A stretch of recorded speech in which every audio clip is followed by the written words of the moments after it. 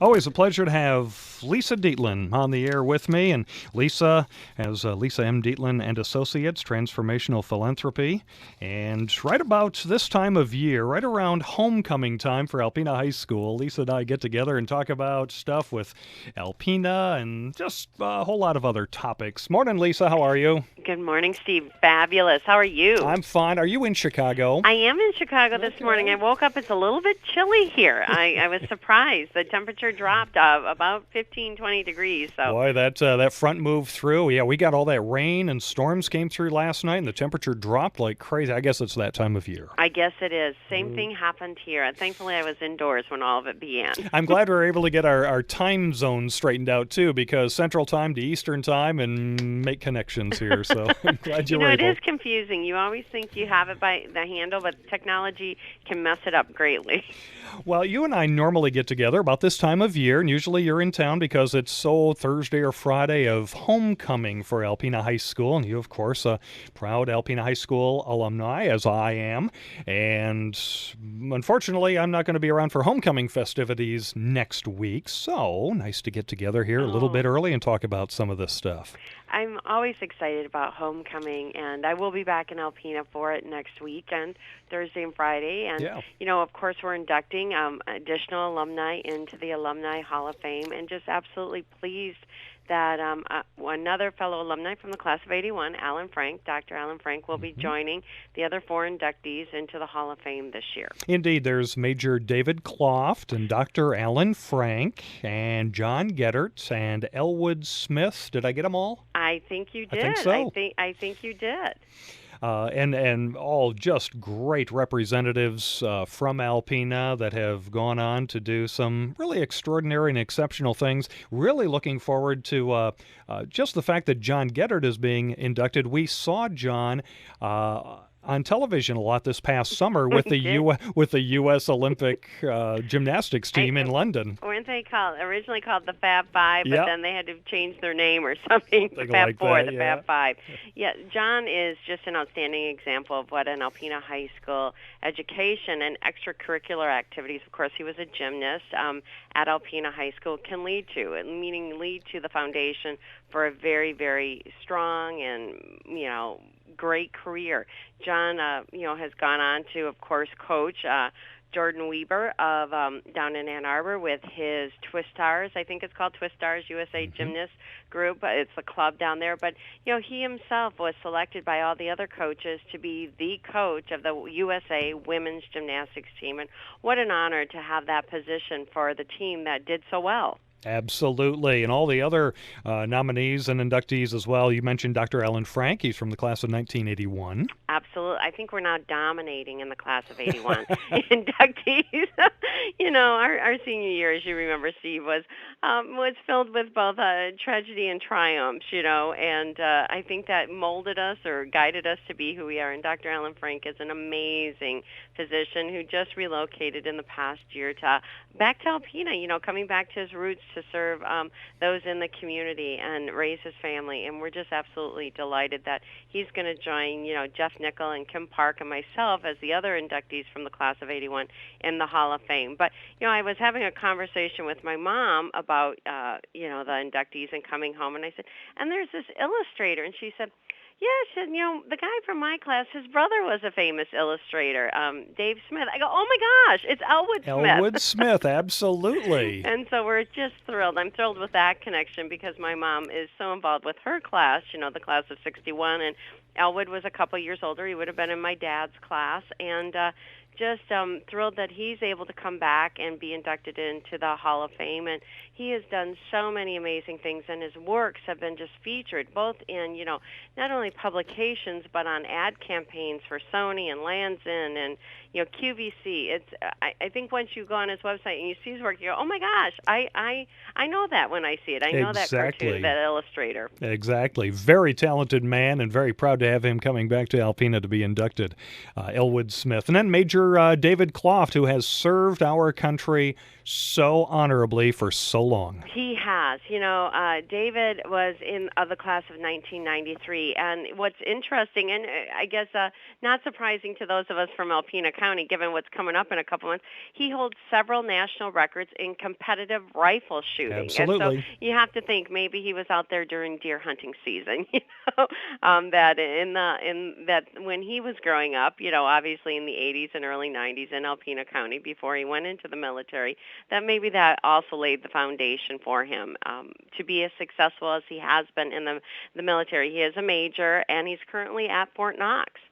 Indeed. So we are very proud of all of the inductees this year. They will be inducted into the Alpena High School Alumni Hall of Fame a week from Friday. That'll be the 28th of September during homecoming festivities at Alpena High School's home football game.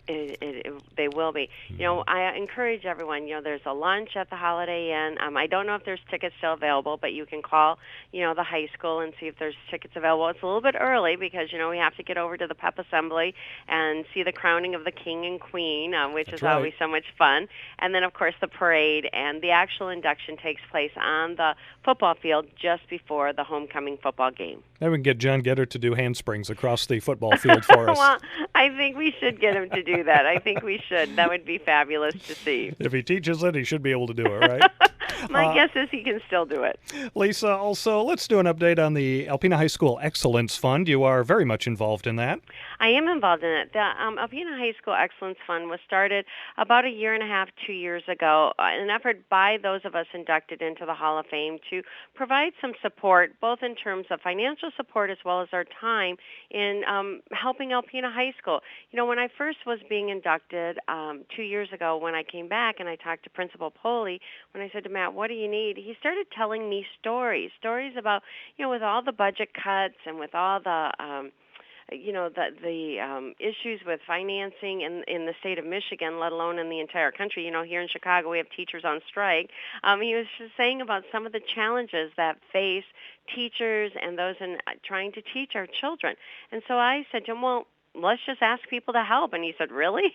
And I said, absolutely. So at that time, there were 29 of us inducted into the Hall of Fame and 24 of us still living. And I reached out to them and I told them some of the stories. I told them about, the laptops that had batteries that weren't working anymore. And for $112, the school didn't have those funds to replace those batteries. And how in these tough economic times, more and more parents are having to make choices and perhaps shutting down the internet at home or perhaps not having that computer as up to date or state of the art. So our students were accessing the computers at school more and more and more.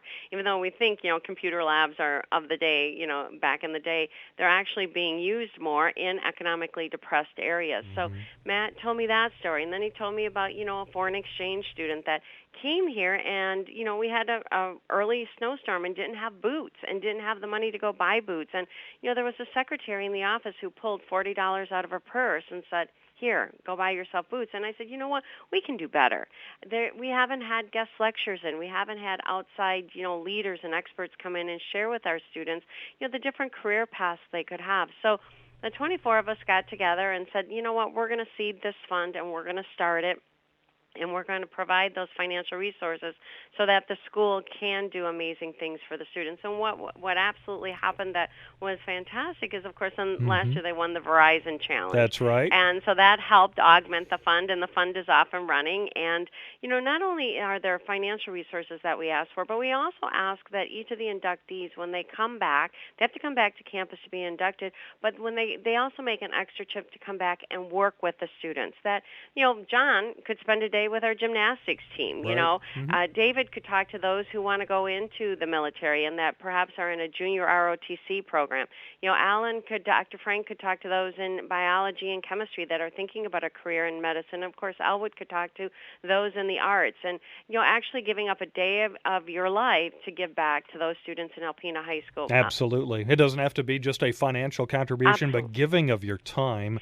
And there's information about the Excellence Fund on the school website, alpenaschools.com. Absolutely. Yeah. And what I would say is you don't have to be inducted into the Hall of Fame to give back. We see ourselves as the leaders in the effort, as those who have been inducted and should be the examples for others to follow, but anybody can give back. That's what my last 3 books have been about, making a difference, a daily tip for the way that you can change your world and affect those who are in your community. So don't think you have to be inducted into the Hall of Fame to volunteer. Call the office, share your talents, share your resources, and see what a difference you can make. That's right. The Alpena High School Excellence Fund. For more information, call the schools or on their website, alpenaschools.com. You made mention of your book there. Making a Difference 3 book is now available. Came out last Friday, if you can believe that. Congratulations. Thank you. I was absolutely marveling at it. I was in Macomb County giving a speech this weekend, and Nadine Donikuski, who works with me, was staffing the book signing table, and there were 4 books, and I thought, how did I do that? How did I? Absolutely, I still marvel at that. But the 4th book is Making a Difference 3. Still more tips, ideas, and stories to change your world. And the idea began when somebody told me, they challenged me, they said, Lisa, there's not enough to talk about in charity or in philanthropy every day. There's not enough things going on. It's such a small subsector of our society and our community. And it got me fired up, Steve. I thought, no, there's a lot to talk about. There's a lot. There's 12 million people that work in the nonprofit field. That's 9% of the workforce. More people work in the nonprofit charitable field than work in the automotive industry, the electronics industry, or the oil and gas industry. And there's 1.5 million nonprofits that exist. Now, the numbers that are counted there is that there are 25,000 or more in annual revenue. So there's a lot more that don't have 25,000 in revenue that exist. And the IRS gets 100 applications a day asking to be a nonprofit, to have that tax-exempt status. So what I did about 3 years ago is every morning I would get up and go to my computer and sit down and think, what could I share? What tip could I share? What idea, what story, what quote could I share that would motivate somebody to make a difference, that would inspire someone to say, I can do that? And there was no planning, Steve. I wish I could say, I had this long, project It plan. just kind of happened, didn't it? Some of the best ideas just happen right out of the blue. It did. And so that's what happened. And, 6 months into it, I would post every day on my Facebook page a charity tip of the day. That's what we called it at that time. Now we call it a Making a Difference tip of the day, or Are You Mad? Making a Difference, MAD. Are you mad?